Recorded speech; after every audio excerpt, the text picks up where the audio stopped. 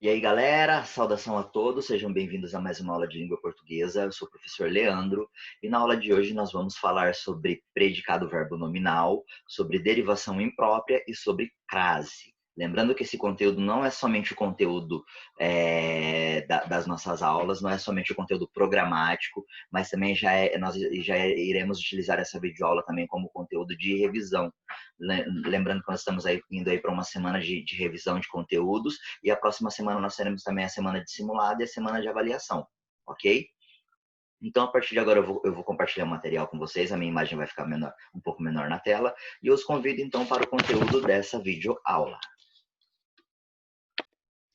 Então, para as práticas de reflexão sobre a língua dessa videoaula, falaremos sobre predicado verbo nominal, sobre derivação imprópria e sobre crase. Para falar de predicado verbo nominal, nós temos que falar de predicação, que nada mais é do que o tipo de relação que o verbo mantém com o sujeito dentro de uma oração. E de acordo com essa relação, então, nós teremos dois grupos. Nós teremos os verbos de ligação, ou verbos de estado, que são os verbos que ligam o sujeito ao seu atributo, ao seu estado ou à característica, e esses verbos, eles não expressam ações do sujeito, ok? E teremos o segundo grupo, que é o grupo dos verbos de liga, dos verbos de ação, que são os verbos significativos ou nocionais. Nesse caso, os verbos poderão ou não apresentar transitividades, ok? O verbo ele vai indicar uma ação, um acontecimento, fenômeno natural, um desejo, uma atividade mental e etc. E nós poderemos ter, então, três tipos de predicado de acordo com a predicação na oração. Nós teremos o predicado verbal, que é aquele que tem como núcleo um verbo, ok? E é um verbo significativo e não um verbo de ligação. Aí nós temos ali um exemplo. O ministro anuncia reajuste de impostos. Nós temos o sujeito ministro, nós temos o verbo anuncia, depois o complemento que vem depois do verbo está diretamente ligado com o verbo. Então, o núcleo do predicado ali é o verbo anuncia, e o que vem depois, o predicativo, está ligado diretamente ao verbo anuncia. Nós temos o predicado nominal. O predicado nominal é aquele cujo núcleo é um nome, ok? Nesse tipo de predicado, o verbo ele não é significativo, e sim de ligação. Então, quando eu olhar para a oração e ver a presença de um verbo de ligação, eu sei que ali eu não terei a presença de predicado verbal. Eu poderia ter a presença de predicado nominal. Ok? Aí nós temos um exemplo ali, ó. Todos estavam apressados. Sujeito todos, verbo de ligação estavam, e aí eu tenho predicado nominal apressados. O verbo está fazendo uma ligação entre o sujeito todos e entre o complemento apressados. Então, o núcleo do predicativo, apressados. E nós temos também o predicado verbo nominal, que é aquele que possui dois núcleos, um verbo significativo e um predicativo do sujeito do objeto. Aí nós temos ali um exemplo, ó, o juiz julgou o réu culpado. Sujeito, juiz, verbo transitivo direto, julgou, um verbo que exige um objeto direto, o réu, e aí nós temos o réu culpado. Então nós temos ali o objeto direto que se relaciona direto com o verbo julgar, ok? Que é um verbo significativo, e nós temos também culpado, que é o predicativo do objeto, que é uma atribuição ao réu que está relacionado diretamente com o verbo julgar. E sobre derivação, então? Derivação é um processo pelo qual palavras novas, né, palavras novas criadas dentro do nosso vocabulário são formadas a partir de outras que já existem. Então, palavras novas são derivadas de palavras primitivas, de palavras que já existem. E o processo de derivação ele ocorre das seguintes maneiras. Nós temos os processos de derivação, o processo prefixal, o sufixal, a derivação parasintética, a derivação regressiva, e hoje, nessa aula, nós vamos falar da derivação imprópria. A derivação imprópria é o processo que consiste na mudança de classe gramatical da palavra sem que sua forma se altere. Então, nós mudamos a classe gramatical dentro do contexto da oração. Aí nós temos ali alguns exemplos. Anderson não irá jantar hoje. Ali nós temos um verbo. Aí, no segundo exemplo, a palavra que era um verbo se tornou um substantivo. O jantar estava ótimo. Então, notem que eu mantenho a estrutura da palavra, porém eu mudo a classe gramatical dela dentro do contexto da oração.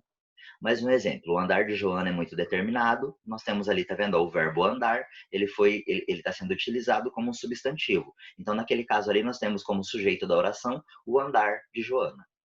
Sofia é a cabeça da classe. Notem que a palavra ali ela está sendo utilizada no sentido figurado, né? No sentido de que Sofia é uma menina inteligente, é a mais inteligente da classe, e não no sentido de substantivo, mas no sentido de adjetivo. Aí embaixo, Pedro é o mais alto da turma. e embaixo a professora fala muito alto, nós temos a mesma palavra, a palavra alto, no primeiro exemplo. No exemplo da frase Pedro é mais alto da turma, usado como adjetivo, e no exemplo a professora falava muito alto, usada como advérbio. Então, a derivação imprópria é o processo de derivação que consiste na mudança da classe gramatical, sem que a sua forma se altere. E sobre a crase. A crase, então, é a fusão de duas vogais iguais. Ela é representada pelo acento grave ao contrário do acento agudo. Nós teremos sempre o encontro de uma preposição, ok, exigida, e o artigo a, que é o artigo feminino. Então, quando nós tivermos o encontro de preposição a mais o artigo a, nós teremos a utilização da crase. Bom, observe que alguns termos pedem o uso da preposição a. Estou apto a, sou favorável a. Mas nesse caso nós não utilizaremos a crase. Assistir a, quero ir a.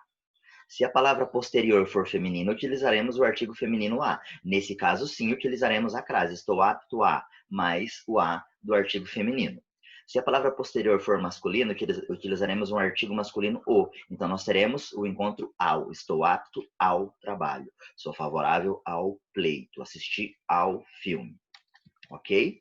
Então, regras práticas. A crase ela só pode ocorrer antes de palavras femininas, porque só antes das palavras femininas nós teremos o artigo feminino a, o artigo a, ok?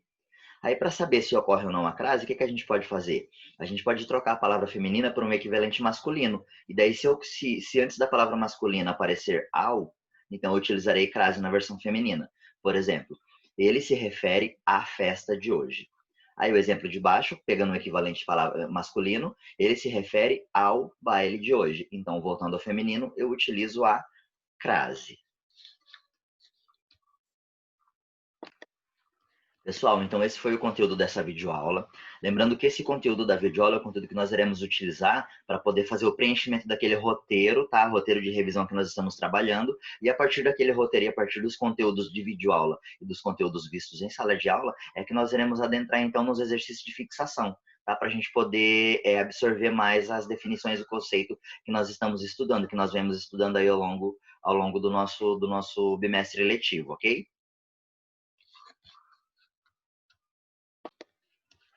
Pessoal, esse foi o conteúdo dessa videoaula, espero que tenha ajudado muito. Lembrando que a partir desse conteúdo nós temos então os exercícios de fixação, ok? E os espero então na nossa próxima vídeo. Qualquer dúvida, por favor, retornem o contato. Lembrando que nós temos também atividades na nossa plataforma do Positivo On. E nós temos também as nossas atividades que estão sendo desenvolvidas nas nossas aulas via Zoom, ok? Muito obrigado pela atenção de vocês e até a próxima vídeo. Tchau!